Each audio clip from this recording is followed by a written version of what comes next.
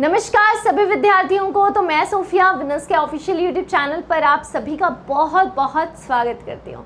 आप सभी को रक्षाबंधन की बहुत बहुत शुभकामनाएं। जैसे कि आप सभी लोग जानते हैं कि साइंस की क्लास लेकर आई है थारी मैडम, और ये क्लास है बहुत ही ज़्यादा इम्पॉर्टेंट। अगर आप ग्रुप 2 ग्रुप 4 की तैयारी कर रहे हैं, एमपी पुलिस की तैयारी कर रहे हैं, एमपी एसआई की तैयारी कर रहे हैं, तो क्लास साइंस की बहुत इंपॉर्टेंट रहने वाली है, क्योंकि हम प्रीवियस ईयर में आए हुए पीवाईक्यू क्वेश्चंस डिस्कस करने वाले हैं।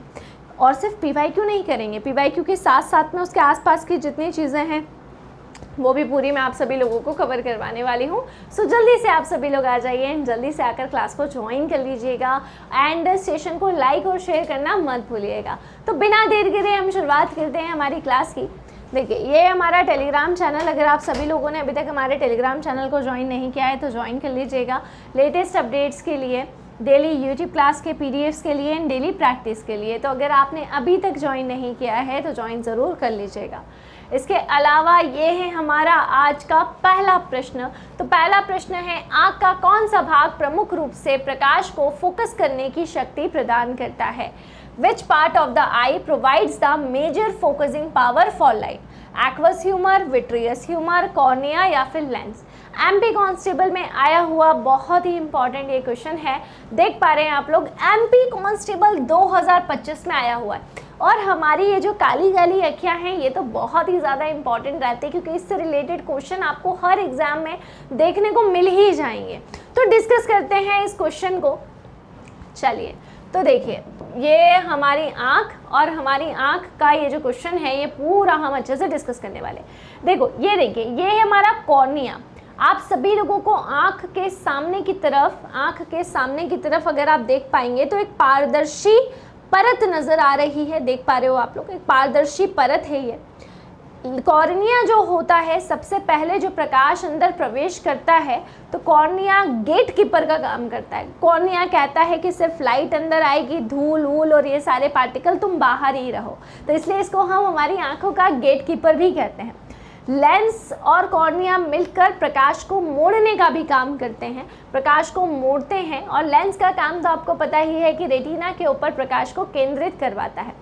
अगर हम हमारे पूरे नेत्र की फोकसिंग पावर को देखें तो हमारी पूरी आई की जो फोकसिंग पावर होती है उसमें जो 70% योगदान होता है, 70% जो कंट्रीब्यूशन होता है, ये हमारे कॉर्निया का ही होता है। और ये एक स्टेबल फोकस जो है वो प्रोवाइड करता है, स्थिर फोकस प्रदान करता है। इसलिए हमारा जो ये आंसर होगा वो कॉर्निया रहेगा। इसके अलावा आपके बाकी के भी कुछ ऑप्शन हैं जिसको हम समझ लेते हैं। जैसा कि मैंने आप सभी लोगों को पता है, देखिए, ये है हमारी आंखों का लेंस, प्यारा प्यारा लेंस। तो हमारी आंखों के अंदर उत्तल लेंस पाया जाता है जिसको हम कॉन्वेक्स लेंस कहते हैं।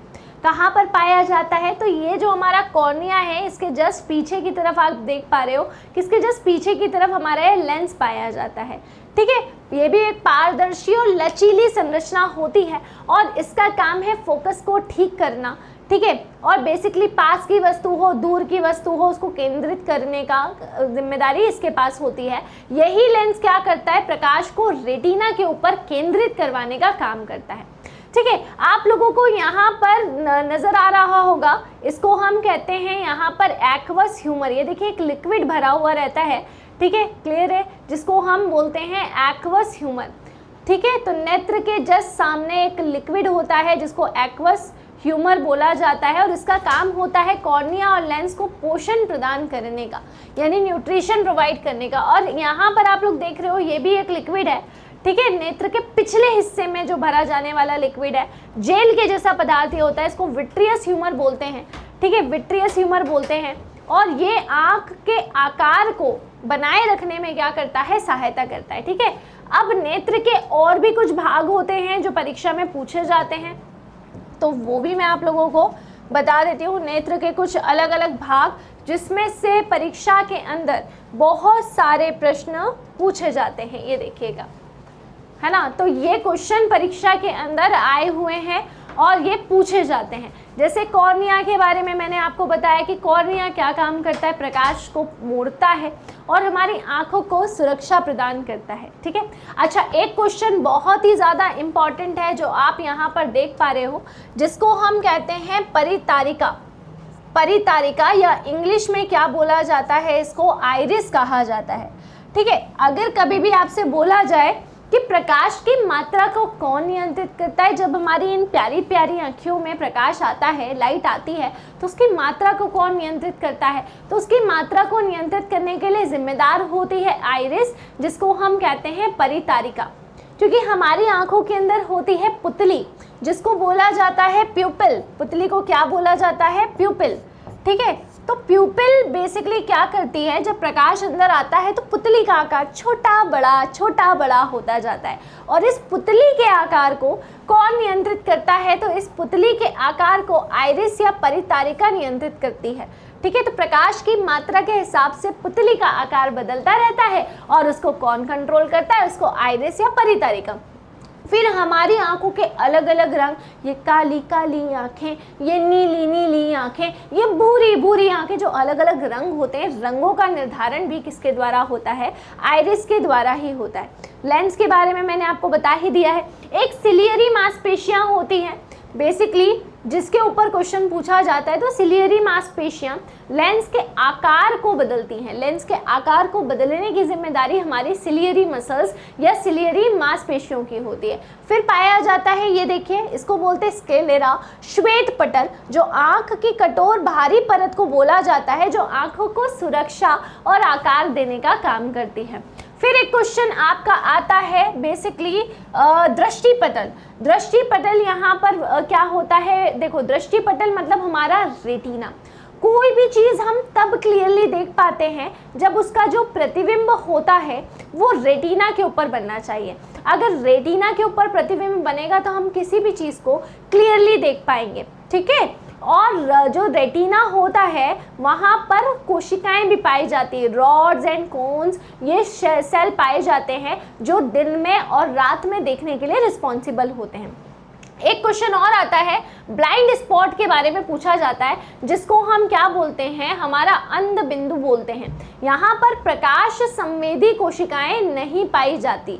ठीक है, और प्रकाश संवेदी कोशिकाएं नहीं पाए जाने के कारण इसको ब्लाइंड स्पॉट बोला जाता है। ठीक है, फिर एक होता है प्रकाशिकी तंत्रिका, जिसको ऑप्टिक नर्व के नाम से जाना जाता है। तो प्रकाशिकी तंत्रिका ही ऐसी होती है जो रेटिना से जो दृश्य संकेत हैं, मतलब देखने के जो संकेत, उसे ब्रेन तक पहुंचाने का काम करती है। क्योंकि ब्रेन के बिना तो हमारे शरीर का कोई भाग काम कर ही नहीं सकता, तो रेटिना से जो दृश्य संकेत होते हैं उसे मस्तिष्क तक या ब्रेन तक ले जाने की जिम्मेदारी हमारी ऑप्टिक नर्व की होती है। ठीक है, और एक और क्वेश्चन पूछा जाता है पित्त बिंदु के ऊपर। पित्त बिंदु जो होता है ना, वो एक ऐसा बिंदु होता है जहां पर एकदम स्पष्ट दृष्टि आपको देखने को मिलती है। तो मानव नेत्र का वो भाग जहां पर स्पष्ट दृष्टि मिलती है उसे क्या बोलते हैं, तो उसे पित्त बिंदु या उसे येलो स्पॉट के नाम से जाना जाता है। चलिए अगला प्रश्न, यदि निषेचन होता है तो गर्भाशय की परत मोटी होने का मुख्य कारण क्या है? If fertilization occur, what is the main reason for the thickening of the uterine lining? MP police constable 2025 में पूछा गया एक और प्रश्न। हार्मोन उत्पन्न करने के लिए, टू प्रोड्यूस हार्मोन, शुक्राणु को रोकने के लिए, टू ब्लॉक द स्पर्म, भ्रूण को पोषण प्रदान करने के लिए, to provide nourishment to the embryo, और अंडे संग्रहित करने के लिए, टू स्टोर एग्स। ठीक है, तो निषेचन का मतलब क्या होता है, सबसे पहले तो हम ये समझते हैं। देखिए, निषेचन कब होता है? निषेचन तब होता है जब सेक्सुअल रिप्रोडक्शन होता है, तब वहाँ पर निषेचन होता है, या वहाँ पर होता है फर्टिलाइजेशन। तो निषेचन या फर्टिलाइजेशन के लिए क्या ज़रूरी है? नर और मादा इन दोनों का होना ज़रूरी है। मेल एंड फीमेल बॉडी जो रहती है इसके अंदर, जैसे मेल बॉडी जो रहती है, नर जो बॉडी होती है उसमें युग्मक बनते हैं जिसको गैमेट कहा जाता है। तो मेल बॉडी के अंदर जो युग्मक होते हैं मनुष्यों के अंदर, उनको हम शुक्राणु कहते हैं। क्या बोलते हैं? उनको हम शुक्राणु कहते हैं, जिनको स्पर्म के नाम से जाना जाता है। और फीमेल बॉडी के अंदर भी युग्मक होते हैं, यानी कि गैमेट्स होते हैं। इनके अंदर पाए जाते हैं अंडाणु, ठीक है, अंडाणु, जिसको ओवम के नाम से बोला जाता है। जब बेसिकली शुक्राणु और अंडाणु एक दूसरे के साथ में मिलते हैं स्पर्म एंड ओवम एक दूसरे के साथ में मिलते हैं तो ये निर्माण करते हैं किसका, ये निर्माण करते हैं युग्मनज का, जिसको हम क्या बोलते हैं, जिसको हम जाइगोट के नाम से जानते हैं। ठीक है, तो अंडाणु और शुक्राणु जब एक दूसरे के साथ में मिलेंगे, स्पर्म एंड ओवम जब एक दूसरे के साथ में मिलेंगे तो युग्मनज या जाइगोट का फॉर्मेशन करेंगे। युग्मनज या जाइगोट को बनाने का काम करते हैं और जैसे ही युग्मनज या जाइगोट जो बनता है, ठीक है, तो निषेचन की क्रिया पूरी होती है। अब जब निषेचन की क्रिया पूरी होती है तो फीमेल बॉडी के अंदर जो गर्भाशय होता है, तो उस गर्भाशय की जो परत होती है वो मोटी हो जाती है। वो इसीलिए मोटी हो जाती है क्योंकि अब जैसे ही जाइगोट बना उसके बाद एम्ब्रियो डेवलप होगा, तो वो जो भ्रूण है, वो जो एम्ब्रियो है, उसको पोषण प्रदान करने के लिए गर्भाशय की ये जो परत है ये महिलाओं के अंदर मोटी हो जाती है। तो यहाँ पर करेक्ट आंसर होगा ऑप्शन नंबर सी। एंड बच्चा लोग, मैं आपको एक चीज़ बताऊँ, आपकी जो ये एग्जाम्स हुई हैं 25-26 में, इसमें यूट्रस से, गर्भाशय से बहुत सारे जो प्रश्न हैं वो पूछे गए हैं। तो आपको मैं सारे प्रश्न जो हैं वो बताने वाली हूँ, ठीक है, कि किस तरह की चीज़ें आपको, अगर आप गर्भाशय पढ़ के जा रहे हो तो आपको पूरा जो टॉपिक है गर्भाशय का या यूट्रस का वो अच्छे से पढ़ के जाना है, ताकि परीक्षा के अंदर आपका कोई भी प्रश्न जो है वो गलत ना हो। ये देखिए, तो गर्भाशय से संबंधित जितनी भी चीज़ें परीक्षा के अंदर पूछी जाती हैं वो सारी इसके अंदर मौजूद हैं। मतलब मैं आपको इतनी गारंटी दे रही हूँ कि अगर आप इसको पढ़ के चले जाते हो तो इफ अगर आपका यूट्रस या गर्भाशय वाले पार्ट से कोई प्रश्न आता है तो वो आपका गलत नहीं होगा। जैसे सबसे पहले तो गर्भाशय क्या होता है, तो महिला की सबसे पेशी मस्क्यूलर प्रजनन अंग बोलते हैं गर्भाशय को, है ना। और किसके आकार के समान होती है, नाशपाती के आकार के समान, वजन, लंबाई, चौड़ाई, मोटाई ये दिया हुआ है। अब सबसे इम्पॉर्टेंट इसकी जो परतें होती हैं इस पर से क्वेश्चन पूछा जाता है। जैसे क्वेश्चन आता है कि गर्भाशय की जो सबसे बाहरी परत होती है उसको क्या बोलते हैं, दैट इज पेरीमेट्रियम, जो पूरे गर्भाशय को सुरक्षा प्रदान करती है। तो क्वेश्चन ऐसे भी आ जाता है कि गर्भाशय या यूट्रस को सुरक्षा प्रदान करने वाली परत कौन सी है, तो आप लोगों का आंसर क्या होगा, बोले मैडम जी पेरीमेट्रियम। ठीक है, मध्य परत किसको बोलते हैं, मध्य परत बोलते हैं मायोमेट्रियम को। किसको बोलते हैं, मायोमेट्रियम को। ये सबसे मोटी परत होती है, तो गर्भाशय की सबसे मोटी परत अगर पूछेंगे तो आप मायोमेट्रियम पे लगा देंगे। इसमें चिकनी मांसपेशियां होती हैं और जब प्रसव यानी कि डिलीवरी का समय होता है महिलाओं के अंदर, तो उस समय प्रसव के समय ये संकुचित भी हो जाती है, इसके अंदर संकुचन भी होता है। ओके, और सबसे भीतरी परत तो बहुत ही ज्यादा इंपॉर्टेंट है, दैट इज द एंडोमेट्रियम। निषेचित अंडाणु का जो प्रत्यारोपण होता है वो इसी परत के ऊपर होता है। ठीक है, तो निषेचन होने पर, निषेचन ना होने पर, अगर निषेचन होगा तो ये परत मोटी होगी, ठीक है, लेकिन अगर निषेचन नहीं हो रहा है तो जो एंडोमेट्रियम परत होती है वो झड़ती है, हर महीने झड़ेगी, जिसको हम मासिक धर्म के रूप में समझते हैं। तो मासिक धर्म के रूप में जो परत निकलती है वो यही वाली परत होती है। और अगर निषेचन होता है तो निषेचित अंडाणु का जो प्रत्यारोपण होता है वो यहीं पर होता है। इम्प्लांटेशन जो होगा फर्टिलाइज्ड ओवम का वो यहीं पर होगा। ठीक है, गर्भाशय का मुख्य कार्य क्या है, ओवरऑल अगर हम बात करें तो गर्भाशय का मुख्य कार्य होता है जो फीटस रहता है या भ्रूण है उसका विकास करना, उसका डेवलपमेंट करना। और एंडोमेट्रियम जो परत होती है वो दो काम करती है, एक तो प्रत्यारोपण करवाएगी, इम्प्लांटेशन करवाएगी, जो भी फर्टिलाइज अंडा है, ठीक है, उसका प्रत्यारोपण करवाएगी। दूसरा, अगर निषेचन की क्रिया नहीं हुई है तो पूरी परत झड़ेगी और मासिक धर्म या मेंस्ट्रुअल साइकिल के रूप में फीमेल बॉडी से बाहर निकल जाती है। ठीक है, तो ये आप लोगों को जरूर याद रखना है। अच्छा, ये भी पूछते हैं गर्भाशय का जो मुख होता है वो किसे बोलते हैं, तो गर्भाशय के मुख को सर्विक्स कहा जाता है। गर्भाशय का मुख जो योनि से जुड़ा हुआ रहता है तो उसको सर्विक्स कहते हैं। और सबसे इंपॉर्टेंट, इतनी बार पूछा जाने वाला प्रश्न है, दैट इज प्लेसेंटा। प्लेसेंटा कि माँ और बच्चे के बीच में, जब बच्चा माँ के पेट में होता है तो माँ और बच्चे के बीच में जो पोषण है, ठीक है, या जो गैसों का आदान प्रदान है वो किसके द्वारा होता है, दैट इज प्लेसेंटा के द्वारा। प्लेसेंटा किससे जुड़ा होता है, प्लेसेंटा हमारी जो ये वाली एंडोमेट्रियम जो भीतरी परत होती है इससे जुड़ा हुआ रहता है। ठीक है, इसके अंदर एक लिक्विड भी होता है, आप देख पा रहे हो, ये देखिए ये वाला एमनियोटिक लिक्विड इसको हम बोलते हैं, जो एम्ब्रियो या भ्रूण को सुरक्षा प्रदान करता है। ठीक है, अच्छा, गर्भाशय के अंदर महिलाओं के अंदर एक हार्मोन होता है जो बहुत ही महत्वपूर्ण भूमिका निभाता है, जिसको हम कहते हैं प्रोजेस्टेरॉन हार्मोन। तो इस हार्मोन को बिल्कुल भी मत भूलिएगा। गर्भाशय की अवधि 40 सप्ताह की होती है, ये भी आप लोगों को ध्यान रखना है, ठीक है।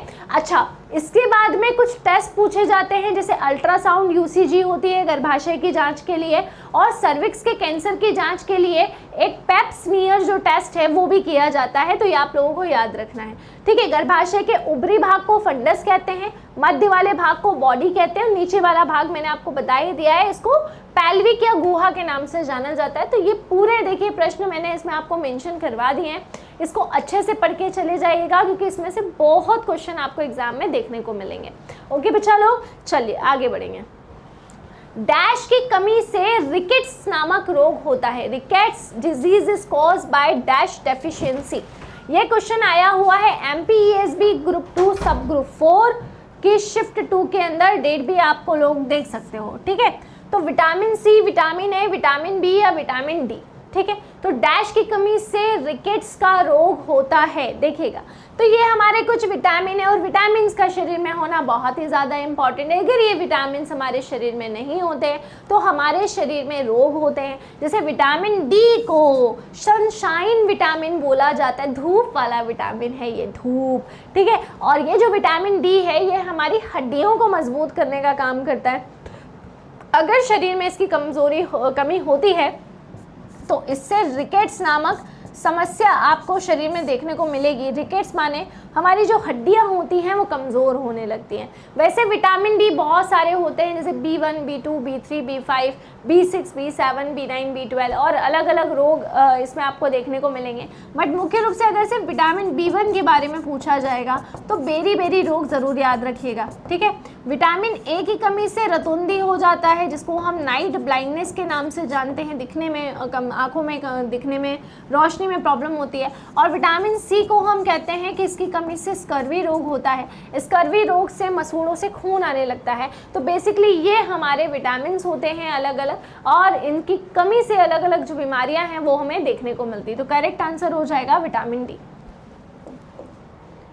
चलिए अगला प्रश्न है आप सभी लोगों के लिए कि जो हमारा हृदय होता है, हृदय के अंदर अगर हम यहाँ पर बात करें तो हृदय में दो निचले कक्षकों को क्या कहा जाता है?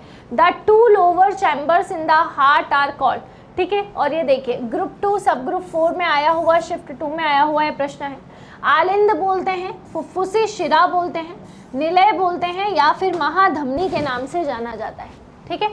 चलिए देखिए मैं आप सभी लोगों को बताऊं, हमारा जो हृदय होता है, हमारा हार्ट, ये परिसंचरण में सबसे महत्वपूर्ण भूमिका निभाता है।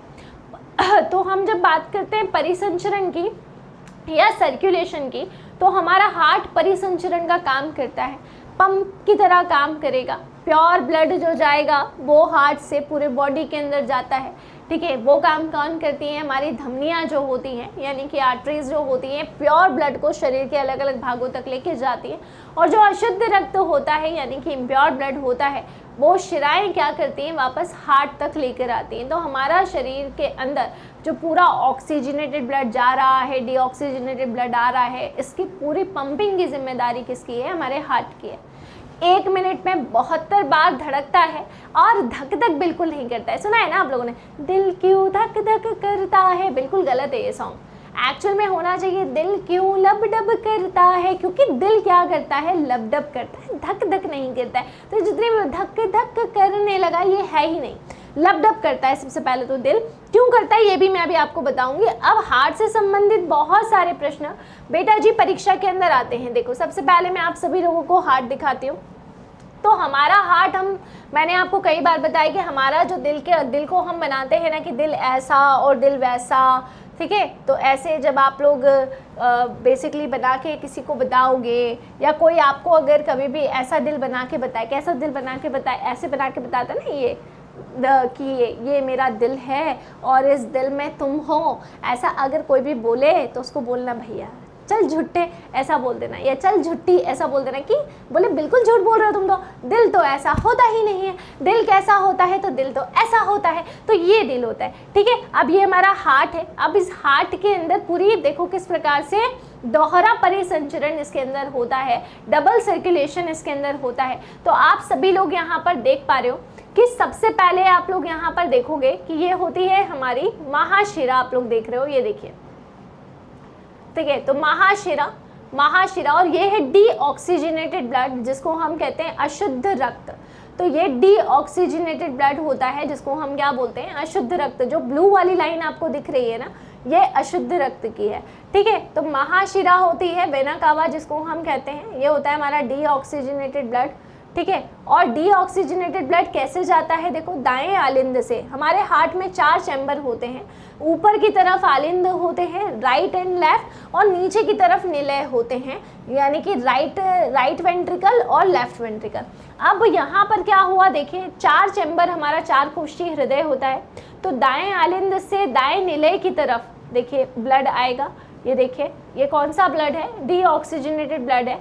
तो हमारा दाएं चैम्बर होते हैं ये हमेशा अशुद्ध रक्त कैरी करते हैं, और दाएं आलिंद से कहाँ आता है, दाएं नीले की तरफ आता है। और यहाँ से जो फुफ्फुसी धमनी होती है, अब फुफ्फुसी धमनी यहाँ पर अपवाद होती है। ऐसे मैंने आपको बताया कि धमनियाँ शुद्ध रक्त को पहुँचाती है, या जो आर्टरीज होती है वो प्योर ब्लड को पहुँचाती है, लेकिन फुफ्फुसी धमनी एक अपवाद है, क्योंकि खुद एक धमनी होते हुए ये अशुद्ध रक्त को आगे फेफड़ों तक ले जाने का काम करती है, इसलिए ये अपवाद में मानी जाती है। फिर फेफड़े क्या करते हैं, फेफड़ों से जो हमारा प्योर ब्लड रहता है, बेसिकली जो हमारा लंग्स से प्योर ब्लड आएगा, और वो जो प्योर ब्लड रहेगा वो कहाँ पर आएगा, ये देखिए फुफ्फुसी शिरा, इसी के जस्ट नीचे क्या पाया जाता है, फुफ्फुसी शिरा पाई जाती है ना, पल्मोनरी वेन्स पाई जाती है। और ये पल्मोनरी वेन्स से पहले चैम्बर में आएगा बाएं आलिंद के अंदर, जिसको लेफ्ट एट्रियम कहते हैं, उसके बाद में बाएं निलय की तरफ। तो बाईं तरफ जो बाएं वाले चैम्बर होते हैं आलिंद से निलय, यहाँ पर बाईं तरफ हमेशा प्योर ब्लड होता है, और यहाँ से फिर महाधमनी से होते हुए शरीर के अलग अलग भागों में इसको फ्लो कर दिया जाता है। तो जैसे फुफ्फुसी धमनी अपवाद है, फुफ्फुसी शिरा भी अपवाद है, क्योंकि खुद एक शिरा है, शिराएं अशुद्ध रक्त रखती हैं, लेकिन खुद एक शिरा होते हुए ये प्योर ब्लड को बाएं आलिंद की तरफ लेकर आती है। अब जब भी देख पा रहे हो आप लोग कि यहाँ पर दाएं आलिंद से दाएं निलय में जब रक्त जाता है तो यहाँ बीच में एक कपाट पाया जाता है, ठीक है। तो ये कपाट का क्या काम होता है, कपाट जो होते हैं, वॉल्व्स जो होते हैं, ये एक ही दिशा में रक्त को आगे की तरफ बहने देते हैं, उसको रिवर्स नहीं होने देते, और इसीलिए कपाट पाए जाते हैं, ये आप लोगों को याद रखना है। तो जैसे 4 चैम्बर होते हैं हृदय के अंदर, उसी प्रकार से 4 कपाट भी पाए जाते हैं, और अलग अलग कपाट भी मैं आपको बता दे रही हूँ।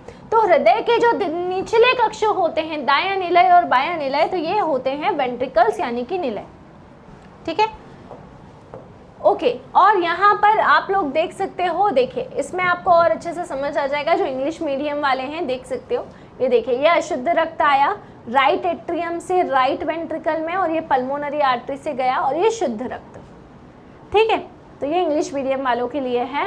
एंड जो कपाट हैं, कपाट भी मैं आप लोगों को बता दे रही हूँ, ताकि अगर कभी कोई कपाट से, वॉल्व से प्रश्न अगर आपको आए तो वो भी आप लोग सही करके आना, गलत मत करके आना। देखिए तो ह्यूमन हार्ट के अंदर 4 टाइप के वॉल्व्स पाए जाते हैं, ये देख लीजिए, है ना। पहला होता है पल्मोनरी वॉल्व, ये देखिए पल्मोनरी वॉल्व, ये दाएं निलय से फुफ्फुसी धमनी में रक्त को पंप करता है। देखिए दाएं निलय से जो फुफ्फुसी धमनी में पंप जाता है वो इस कपाट के द्वारा जाता है। फिर होता है ट्राइक्यूस्पिड वॉल्व, ठीक है, ये दाएं आलिंद से दाएं निलय में अशुद्ध रक्त को लेकर आता है, ये कपाट होता है। फिर एक होता है मिट्रल वॉल्व, ये बाएं आलिंद से बाएं निलय में शुद्ध रक्त को लेके जाएगा, ये देख लीजिए। और फिर होता है एओर्टिक वॉल्व, जो बाएं निलय से महाधमनी की ओर रक्त को लेके जाता है। तो 4 प्रकार के कपाट होते हैं, और जब ये कपाट खुलते हैं, बंद होते हैं, तब साउंड प्रोड्यूस होता है, लब डब लब डब, ठीक है। तो ये ज़रूर आप लोगों को याद रखना है। तो ये हार्ट बहुत अच्छे से याद कर लेना आप सभी लोग, ठीक है। चलो आगे बढ़ेंगे, अगला प्रश्न, निम्नलिखित में से कौन सा विटामिन पानी में घुलनशील है? Which of the following vitamin are water soluble? MPSB group 2 sub group 4 shift 1 में पूछा गया ये प्रश्न है। विटामिन ए और विटामिन बी, विटामिन बी और विटामिन सी, विटामिन सी और विटामिन डी, और विटामिन ए और विटामिन के, है ना। अब हम यहाँ पर देखते हैं, सबसे पहले नंबर पर हमारे जो फैट सोल्यूबल विटामिन होते हैं, यानी कि जो हमारे वसा में घुलनशील विटामिन है, which means fat soluble vitamin, ये 4 प्रकार के होते हैं, जिसको हम कैसे याद करते हैं, कीड़ा से याद करते हैं। कीड़ा, vitamin A, vitamin D, vitamin E और विटामिन के, इनके नाम भी आपको याद करवा देती हूँ। तो 4 दोस्त थे, उनके नाम से आपको इनके नाम याद करना है। 4 दोस्त कौन से थे? रेटी था, केल्सी था, टोको था और था फिलो, है ना। तो ऐसे फिंगर्स पे याद करना, कीड़ा चढ़ेगा नीचे से ऊपर, और उनके नाम 4 दोस्तों के नामों से याद करना है। रेटी, कैल्सी, टोको, फिलो। रेटी, कैल्सी, टोको, फिलो, है ना। रेटी रटता बहुत था, इसलिए उसका नाम पड़ गया रेटी। कैल्सी दिन भर कैलकुलेटर में हिसाब लगाता रहता था, इसलिए उसका नाम पड़ गया कैल्सी। टोको टोकता रहता था, ये मत करो, यहाँ मत जाओ, वहाँ मत जाओ। और फिलो कैसा था? फूला हुआ सा था, यानी कि गब्बू था, इसलिए उसका नाम पड़ गया फिलो। पूरे नाम क्या हो गए? रेटिनॉल हो गया, कैल्सीफिरॉल हो गया, है ना, टोकोफिरॉल हो गए और फिलोक्विनॉल। ये सारे क्या होते हैं? Fat soluble. आपसे पानी में घुलनशील पूछे हैं, तो जल में घुलनशील कौन से होते हैं? जल में घुलनशील मतलब वाटर सॉल्युबल, वाटर सॉल्युबल। तो जल में घुलनशील में कौन कौन से आ जाते हैं? सबसे पहले नंबर पर आ जाता है विटामिन सी, और दूसरे नंबर पर आता है vitamin B complex, vitamin B संकुल यानी कि कॉम्प्लेक्स। तो विटामिन सी को हम क्या बोलते हैं? तो विटामिन सी को हम कहते हैं एस्कॉर्बिक अम्ल, एस्कॉर्बिक अम्ल या फिर एस्कॉर्बिक एसिड। और विटामिन बी कॉम्प्लेक्स जो होता है, ये कॉम्प्लेक्स होता है यानी कि संकुल होता है, तो इसमें बहुत सारे आते हैं, B1, B2, B3, B5, B6, B7, B9, B12, है ना। तो बहुत सारे, वो आगे जब क्वेश्चन आएगा तो मैं उसके भी नाम आपको बता दूँगी। तो पानी में घुलनशील 2 हो जाएंगे। किसके द्वारा ताजमहल को गंभीर क्षति हुई है? Which one causes the damage to the Taj Mahal? देखिए, आया हुआ प्रश्न है परीक्षा के अंदर, सूर्य का प्रकाश, धूल, डस्ट, अम्लीय वर्षा या फिर धुआं यानी कि स्मोक, है ना। क्लियर? तो वो सुना है ना आप लोगों ने, सुनो ना संगे मरमर की ये दीवारें कुछ भी नहीं है आगे तुम्हारे, गाना वाना सुना है कि नहीं सुना है? ताजमहल भी देखा ही होगा आप लोगों ने। तो आगरा के अंदर है हमारा ताजमहल, और ताजमहल जो है 7 अजूबों के अंदर है। और ताजमहल को गंभीर क्षति हुई है, किसके कारण हुई है? देखिए, तो ये होती है अम्लीय वर्षा के कारण, अम्लीय वर्षा।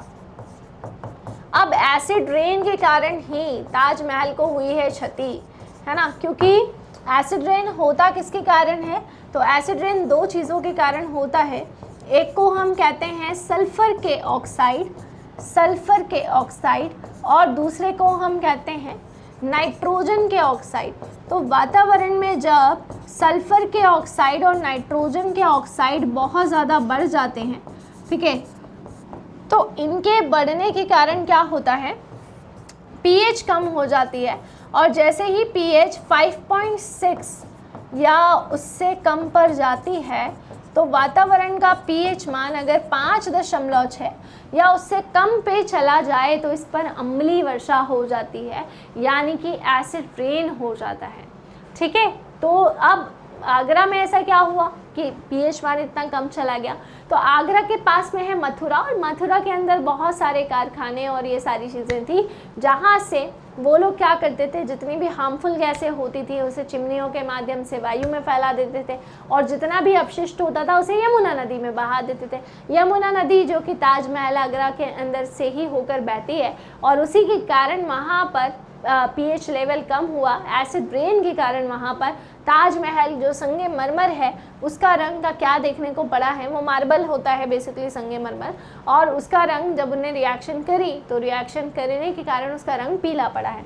तो बेसिकली जब सल्फर के, जैसे सपोज दैट वातावरण में सल्फर के ऑक्साइड बहुत ज़्यादा बढ़ जाएं और ऊपर से बारिश के रूप में आए पानी, तो यहाँ पर देखिए रिएक्शन हो जाएगी और यहाँ पर एसिड कॉज हो जाएगा, और यही एसिड जब ऊपर से बरसेगा तो इसी के कारण होगी अम्लीय वर्षा, जिसको हम कहेंगे एसिड रेन। नेक्स्ट, निम्नलिखित में से कौन नियमित रूप से दांतों को ब्रश करने का परिणाम नहीं है? Which one of the following is not a result of brushing teeth regularly? ठीक है, ये खराब सांस को कम करता है, रोकता है। It reduces prevents bad breath, ये हमारे मसूड़ों की रक्षा करता है। इट प्रोटेक्ट्स आवर गम्स, ये हमारे दांतों में फंसे भोजन के कणों को मुक्त करता है। It frees food particles stuck in our teeth, ये हमारे शरीर की मांसपेशियों को मजबूत बनाने में हमारी मदद करता है। It helps us in making the muscles of our body strong. बताइए क्या होगा इसका करेक्ट आंसर। तो यहाँ पर अगर मैं बात करूँ, देखिए दांतों को ब्रश करने का परिणाम कौन सा नहीं होगा। देखिए जब भी हम ब्रश करते हैं तो ब्रश करते क्यों हैं? हमारे माउथ के अंदर जब हम खाना खाते हैं तो बहुत सारे फूड पार्टिकल्स, खाने के पार्टिकल स्टक हो जाते हैं। जो खाना हम खाते हैं उसमें होती है शुगर।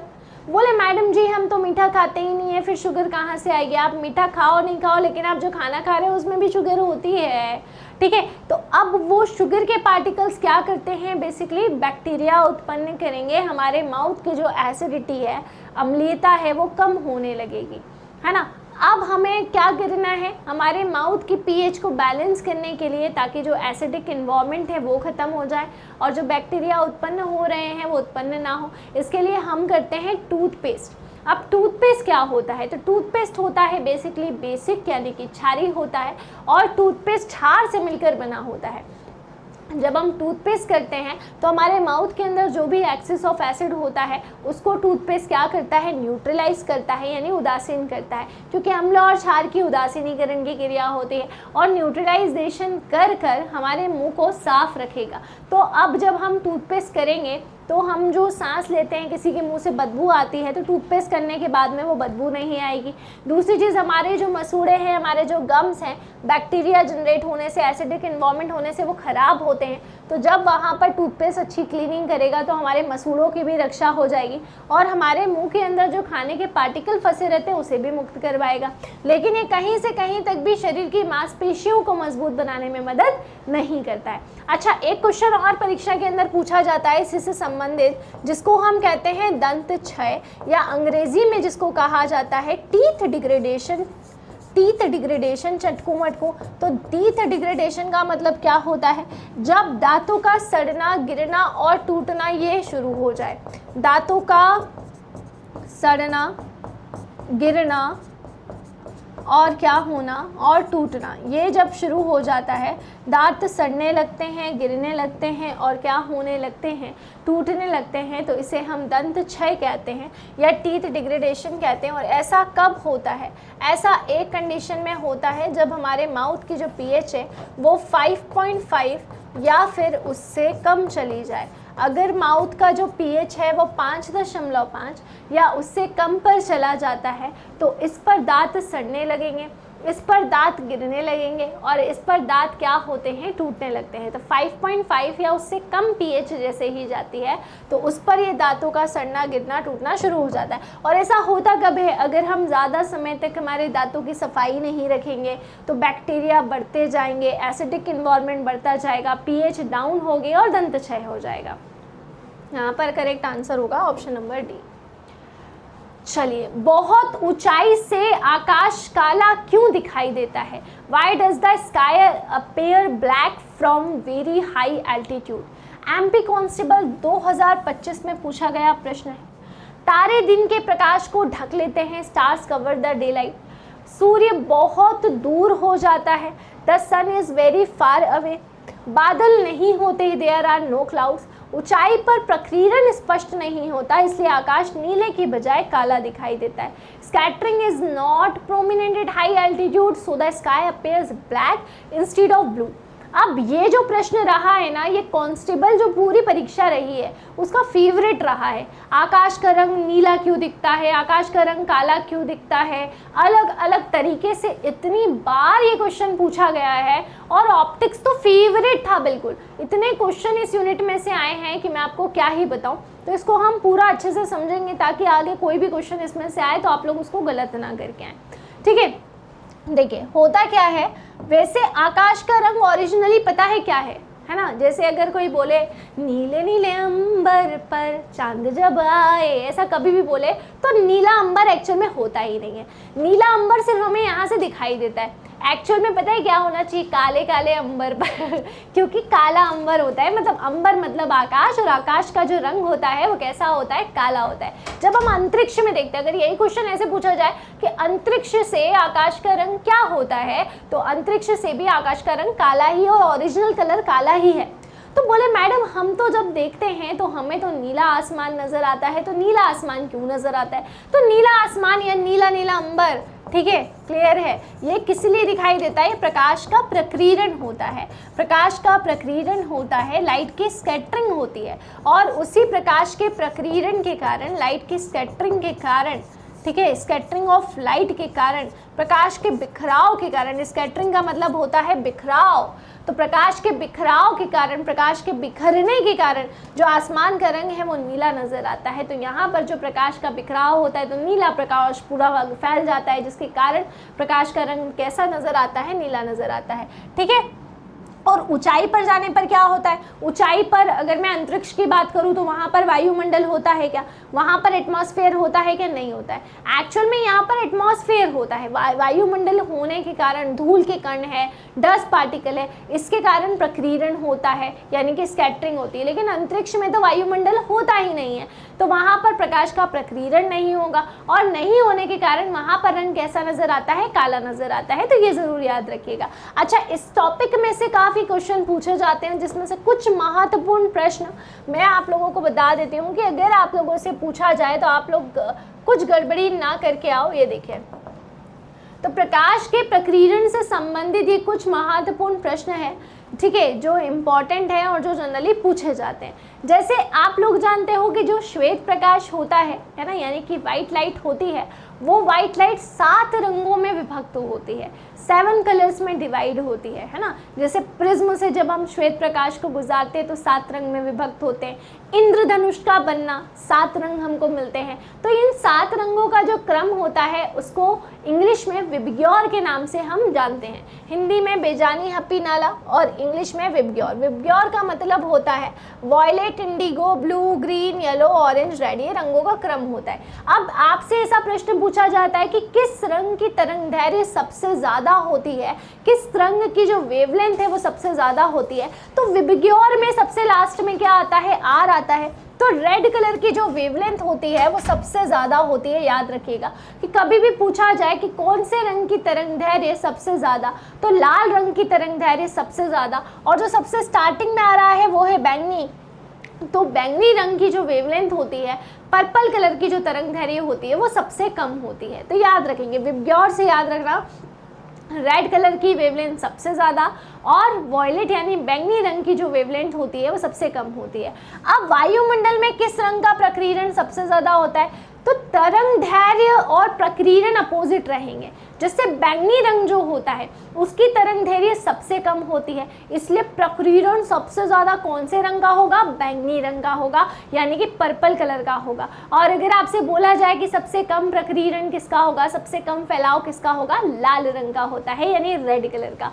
फिर आकाश बैंगनी की बजाय नीला क्यों नजर आता है? ठीक है, क्योंकि देखो हमारी जो आंखें होती हैं ना, हमारी जो आईज होती हैं, वो नीले रंग के लिए ज़्यादा सेंसिटिव होती है। बिखराव ज़्यादा बैंगनी कलर का होता है, लेकिन हमारी आंखें नीले रंग को लेकर काफ़ी संवेदनशील है, ठीक है। और सूर्य के प्रकाश में बैंगनी रंग कम भी होता है, और इसी कारण से हमें जो आसमान है वो नीला नजर आता है। अच्छा, एक क्वेश्चन और पूछते हैं, बहुत इंपॉर्टेंट, कि सूर्यास्त के समय सूर्य जो होता है वो लाल क्यों नजर आता है? देखिए, लंबी दूरी तय करने के कारण नीला प्रकाश क्या हो जाता है? प्रकीर्णित हो जाता है। बहुत लंबी दूरी तय होती है जिसके कारण ब्लू कलर पूरा बिखर जाएगा, पूरा उसका प्रकीर्णन हो जाएगा, और हमारी आंखों तक केवल लाल प्रकाश ही पहुंच पाता है। इसी कारण से जो सूरज का रंग होता है सूर्यास्त के समय, सनसेट के समय क्या होता है? हमें लाल नजर आता है। ठीक है, क्लियर है? तो यहाँ पर इसीलिए लाल रंग नजर आता है। अच्छा, सूर्यास्त के समय पूरा आकाश लाल क्यों दिखाई देता है? प्रकाश के प्रकीर्णन के कारण, प्रकाश के बिखराव के कारण, ये याद रखिएगा। ये क्वेश्चन भी आया था, बादल सफेद क्यों दिखाई देते हैं? जल की बूंदें सभी रंगों के प्रकाश को जब समान रूप से प्रकीर्णित करती है, मतलब वाटर की जो ड्रॉपलेट्स होती है वो बेसिकली सभी रंगों के प्रकाश को समान रूप से जब बिखेरेगी तो रंग कैसा हो जाएगा? समान रूप से बिखेर रही है तो सफ़ेद हो जाएगा, जिसके कारण बादल सफ़ेद दिखाई देते हैं। ठीक है, बादल काले कब दिखाई देते हैं? बादल काले तब दिखाई देते हैं जब घने बादलों से सूर्य का प्रकाश नीचे तक नहीं पहुंच पाता है, तो बादलों का रंग कैसा होता है, काला हो जाता है। ठीक है, और अंतरिक्ष में क्यों काला होता है ये तो मैंने बता ही दिया, क्योंकि वहाँ पर वायुमंडल नहीं है। चंद्रमा पर आकाश काला क्यों दिखाई देता है, क्योंकि चंद्रमा पर भी प्रकाश का प्रकीर्णन करने के लिए वायुमंडल नहीं है, इसलिए वहाँ पर भी उसका रंग काला नजर आता है। तो ये कुछ महत्वपूर्ण प्रश्न है, अच्छे से पढ़ लेना, और भी मैं आगे आपको बताती रहूंगी। चलिए, किसी तार का प्रतिरोध निम्न में से किसके व्युत्क्रमानुपाती होता है? The resistance of a wire is inversely proportional to which of the following? तापमान, टेम्परेचर, अनुप्रस्थ काट का क्षेत्रफल, एरिया ऑफ क्रॉस सेक्शन, लंबाई, लेंथ और प्रतिरोधकता। सबसे पहले तो किसी भी चालक तार के अंदर आप सभी लोग जानते हैं कि प्रतिरोध माने बाधा। जहां पर आ जाए ये शब्द प्रतिरोध यानी रेजिस्टेंस, इसका मतलब समझ लीजिएगा कि इसका मतलब होता है बाधा। बोले मैडम बाधा तो किसमें बाधा, किसमें रुकावट? ठीक है, तो रुकावट करंट में, जो विद्युत धारा के मार्ग में रुकावट पैदा कर दे, जो करंट के फ्लो में रुकावट पैदा कर देता है, उसको हम क्या बोलते हैं? उसको हम प्रतिरोध कहते हैं, उसको हम रेजिस्टेंस कहते हैं। ठीक है, और जो प्रतिरोध होता है ना हमारा, ये बेसिकली चालक तार की जो लंबाई होती है, चालक की लंबाई के समानुपाती होता है। चालक की जो लंबाई होती है, मतलब लेंथ ऑफ अ कंडक्टर, उसके डायरेक्टली प्रोपोर्शनल है। मतलब किसी चालक तार की लंबाई अगर ज़्यादा होगी तो उसका प्रतिरोध भी क्या हो जाएगा? ज़्यादा हो जाएगा। और किसी चालक तार की लंबाई अगर कम होगी तो उसका प्रतिरोध भी क्या हो जाता है? कम हो जाता है। तो बेसिकली जो प्रतिरोध होता है वो चालक तार की लंबाई के क्या होता है? समानुपाती होता है, यानी कि डायरेक्टली प्रोपोर्शनल होता है। जितना लंबा तार उतना ज़्यादा प्रतिरोध, जितना ज़्यादा प्रतिरोध उतना कम करंट, क्योंकि करंट अपोजिट है इसके, ये ध्यान रखिएगा। फिर रेजिस्टेंस जो होता है वो अनुप्रस्थ काट के क्षेत्रफल के व्युत्क्रमानुपाती होता है। ए माने अनुप्रस्थ काट का क्षेत्रफल, यानी कि एरिया ऑफ क्रॉस सेक्शन। तो अनुप्रस्थ काट के क्षेत्रफल के एरिया ऑफ क्रॉस सेक्शन के क्या हो जाता है? व्युत्क्रमानुपाती हो जाता है, यानी इनवर्सली प्रोपोर्शनल हो जाता है। विच मीन्स अगर एरिया ऑफ क्रॉस सेक्शन अनुप्रस्थ काट का क्षेत्रफल ज़्यादा होगा तो उसका प्रतिरोध क्या हो जाएगा? कम हो जाएगा। और अनुप्रस्थ काट का क्षेत्रफल अगर कम होगा तो उसका प्रतिरोध क्या हो जाएगा? ज़्यादा हो जाएगा। अब इन दोनों को यदि हम कंबाइन कर लेंगे तो कंबाइन करने पर ये बन जाएगा L/A। और जब हम प्रोपोर्शनैलिटी का साइन अगर हटा देते हैं तो प्रोपोर्शनैलिटी का साइन हटाने पर यहाँ पर आ जाता है एक कांस्टेंट, यहाँ पर आ जाता है एक कांस्टेंट जिसको हम रो कहते हैं। रो माने रेजिस्टिविटी, या फिर जिसको प्रतिरोधकता के नाम से जाना जाता है। ठीक है, ये है ना। तो जब चालक तार की लंबाई 1 सेंटीमीटर हो और उसका एरिया 1 सेंटीमीटर स्क्वायर हो तो उसमें होने वाला जो रेजिस्टेंस होता है उसको रेजिस्टिविटी या प्रतिरोधकता हम यहाँ पर कहते हैं। अब प्रतिरोध किसके व्युत्क्रमानुपाती होता है? तो अनुप्रस्थ काट के क्षेत्रफल के व्युत्क्रमानुपाती होता है। मतलब अगर अनुप्रस्थ काट का क्षेत्रफल ज़्यादा होगा, एरिया ऑफ क्रॉस सेक्शन अगर ज़्यादा होगा तो उसका जो रेजिस्टेंस होगा वो क्या हो जाएगा? कम, और करंट क्या हो जाएगा? बढ़ जाएगा। तो ये अच्छे से आप लोग याद करेंगे। ओके, चलिए आगे बढ़ेंगे। चलिए, ब्रेन भैया बहुत इंपॉर्टेंट टॉपिक है और आप देख पा रहे हो एग्जाम में आया हुआ ये प्रश्न है। मस्तिष्क का कौन सा भाग एक सीधी रेखा में चलने में मदद करता है? Which part of the brain helps walking in straight line? हमारे पूरे शरीर को जो समन्वित करता है, जो नियंत्रित करता है, जो हमारे पूरे शरीर का कंट्रोलर है, कोऑर्डिनेटर है, वो हमारा ब्रेन है।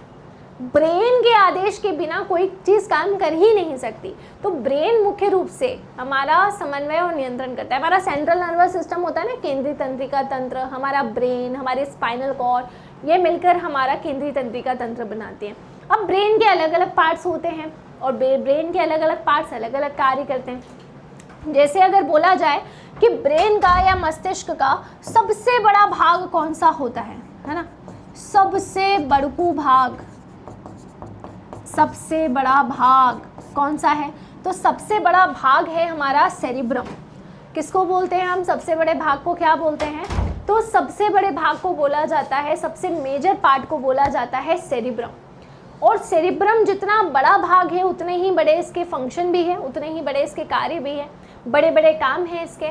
जैसे मैं आपको पढ़ा रही हूँ, आप मुझसे पढ़ रहे हो, नई नई चीज़ों को सीख रहे हो, तो नई नई चीज़ों को सीखने की जो जिम्मेदारी है वो किसकी होती है? सेरिब्रम की होती है। उसके बाद में पुरानी यादें जब हम याद करते हैं कि वो दिन भी क्या दिन थे, ठीक है, या कोई पुरानी चीज़ें जो आप ब्रेन में याद करोगे, तो आपकी जो मेमोरी पावर होती है, पुरानी यादें होती हैं, वो भी सेरिब्रम के द्वारा ही होती हैं। ठीक है, तो सेरिब्रम सारे मेजर नई चीज़ों को सीखने से लेकर, ठीक है, पुरानी यादों को रखने से लेकर, ये सारे काम सेरिब्रम करता है। लेकिन सेरिबेलम जो लेके आता है, सेरिबेलम संतुलन लेके आता है बेटा। तो जब भी बैलेंसिंग की बात होगी, किसी भी चीज़ की बैलेंस करने की, शरीर की बैलेंसिंग जो पूरी आती है वो सेरिबेलम के कारण आती है। आप जो चल पा रहे हो, आप साइकिल चला पा रहे हो, आप दौड़ पा रहे हो और आप गिर नहीं रहे हो। एक सीधी लाइन में आपको चलने के लिए बोला है, तो आपको सीधी लाइन में चलने में कौन मदद करेगा? सेरिबेलम। आप डांस करोगे और आप गिरोगे नहीं, तो किसके कारण? सेरिबेलम के कारण। तो सेरिबेलम क्या लेके आता है? संतुलन लेके आता है या बैलेंस लेके आता है। तो मस्तिष्क का वो भाग जो चलने में मदद करेगा उसे सेरिबेलम के नाम से जाना जाता है। मैं आपको मस्तिष्क के और भी भाग बता देती हूँ और उनके फंक्शन बता देती हूँ जो परीक्षा के अंदर बहुत इंपॉर्टेंट है और पूछे जाते हैं। ये देखिए, ये सबसे पहला भाग देखिए, सबसे बड़ा भाग होता है हमारा सेरिब्रम। मस्तिष्क का सबसे बड़ा भाग विचार, क्रिया जैसे कार्यों के लिए जिम्मेदार है। ठीक है, उसके बाद आपको सेरिबेलम बता ही दिया है मैंने। इसके अलावा कुछ क्वेश्चन और आते हैं, जैसे हाइपोथैलेमस। आपको पता है हमारे शरीर के अंदर भूख प्यास जो नियंत्रित होती है, हमारे शरीर का जो तापमान है, टेम्परेचर है, वो जो कंट्रोल होता है, ठीक है, ये हाइपोथैलेमस के द्वारा होता है।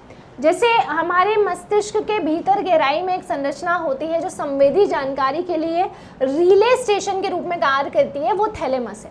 और थैलेमस के ठीक नीचे अगर मैं बात करूं, तो थैलेमस के ठीक नीचे हाइपोथैलेमस होता है, जो भूख प्यास, तापमान और साथ में पीयूष ग्रंथि, जो कि हमारी पिट्यूटरी ग्लैंड है, जिसके बारे में मैं भी आपको बताने वाली हूँ इसी के जस्ट बाद, उसको भी कंट्रोल करता है। अब पीयूष ग्रंथि क्या होती है? देखिए, पीयूष ग्रंथि, इसको एक टाइटल दिया जाता है, इसको मास्टर ग्रंथि बोलते हैं। एंडोक्राइन सिस्टम जब आप पढ़ते हो तो ये एक बहुत ही महत्वपूर्ण ग्लैंड की तरह काम करती है, अंतःस्रावी ग्रंथि जिसको बोला जाता है।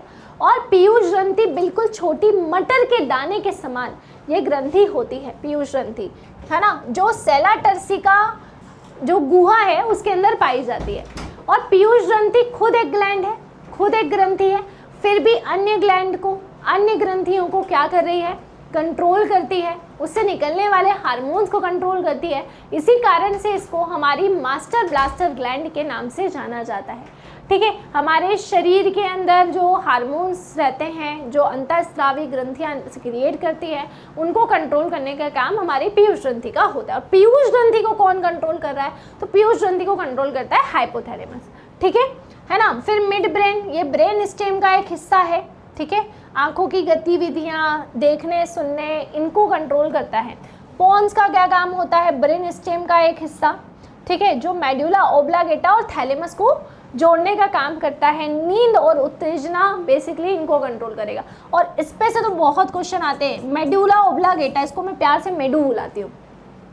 तो जो हमारी ब्रेन स्टेम होती है ना, ये देखिए, ब्रेन स्टेम का जो सबसे निचला हिस्सा होता है बेसिकली, ठीक है, क्लियर है, तो वो हमारा मेडुला ओब्लांगेटा होता है। ये सबसे निचला हिस्सा होता है ब्रेन स्टेम का। ये हमारे शरीर में अनैच्छिक क्रियाएं जो हैं, जैसे हृदय की धड़कन जो चल रही है ना, तो बेसिकली मेरे दिल की धड़कन तुम्हारे हाथ में, ऐसा हम बोलते हैं कि नहीं बोलते हैं? तो एक्चुअल में दिल की धड़कन या हृदय की धड़कन का नियंत्रण किसके पास है? मेडू के पास है, मेडुला ओब्लांगेटा।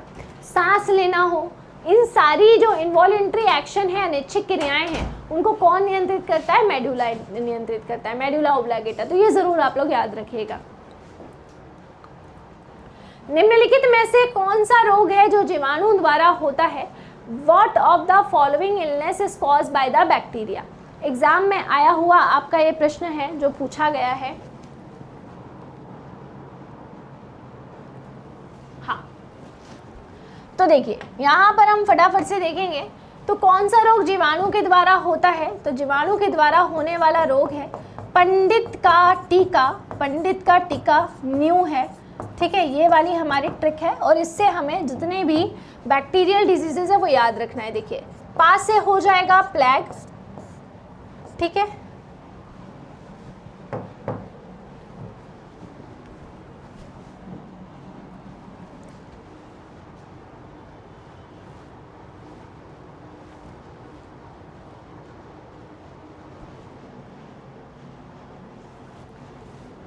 हाँ, पा से हो जाएगा प्लैग, डी से हो जाएगा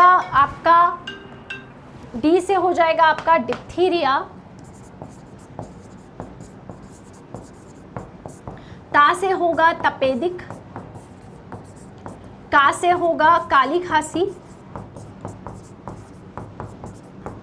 टी से होगा टिटनेस, फिर का से होगा कुष्ठ रोग,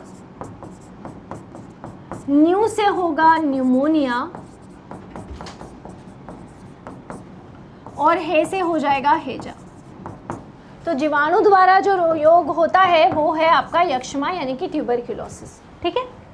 अब इसके बाद में क्वेश्चन आप लोगों को मैं खुद से करने के लिए दे रही हूँ, तो ये आप लोग खुद से कर लीजिएगा।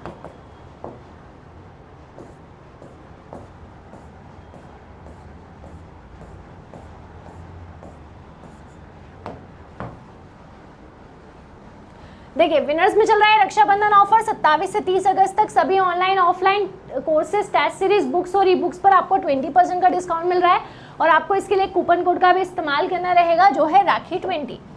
इसके अलावा पटवारी का कोर्स आप परचेस कर सकते हो, CPCT ऑनलाइन कोर्स आपको अवेलेबल है, ये आप ले सकते हैं। MP पुलिस कांस्टेबल की टेस्ट सीरीज प्रैक्टिस के लिए बहुत अच्छी है, ये ले सकते हैं, या कोर्स अगर लेना है तो वो भी आप ले सकते हैं 12 महीने की वैधता के साथ में। MP पुलिस कांस्टेबल ड्राइवर चालक का भी कोर्स आपको अवेलेबल है, साथ में सूबेदार भर्ती का कोर्स भी आप यहाँ पर परचेज कर सकते हैं।